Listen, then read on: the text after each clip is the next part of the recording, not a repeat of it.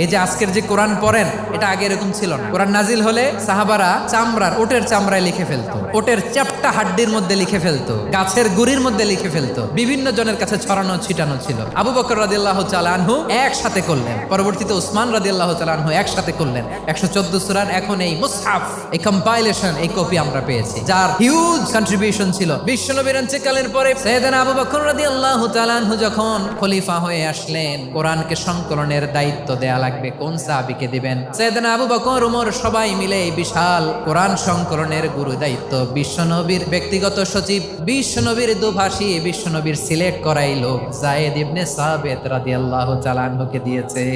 এই